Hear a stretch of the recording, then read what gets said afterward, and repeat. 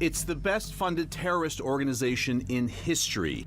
ISIS controls big territory in Syria and Iraq, and it runs its pillaging machine like a business to fund its ultimate goal, one ginormous Islamic State. Let's follow the money. At its heart, ISIS is a criminal enterprise.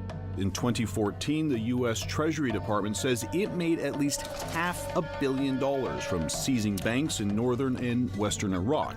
But banks aren't the only target. ISIS fighters loot houses, they steal cars, chop them up for parts, they trade weapons and people.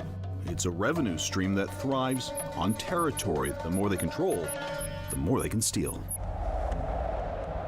There's a reason ISIS has been compared to the mafia. It extorts protection money from the people it lords over. Want to move your truck down the highway? Pay a tax. Want to move money out of your own bank account? It'll cost you. You're a farmer with 100 sheep? ISIS takes 5. The extortion game earns it several $1 million every month. ISIS has made millions selling oil from fields it controls in Syria and Iraq, as much as $100 million in 2014. It's less now that the price of oil has fallen and the U.S. and its allies started bombing refineries. But ISIS doesn't need refineries to make money from oil. The unrefined crude it pumps out of the ground, it's worth plenty. ISIS fighters smuggle it in barrels across the border or in containers small enough to fit under a truck. A middleman buys the crude or whatever ISIS has managed to refine and sells it on the black market. Kidnapping for ransom, also big business. In 2014, ISIS made at least $20 million that way.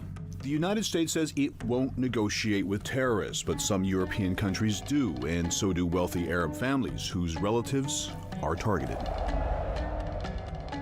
ISIS has taken sledgehammers to ancient artifacts, but it also makes money looting and selling stolen treasures. A giant sculpture of an Assyrian idol might be destroyed while a gold Babylonian coin is sold because the coin was never worshipped.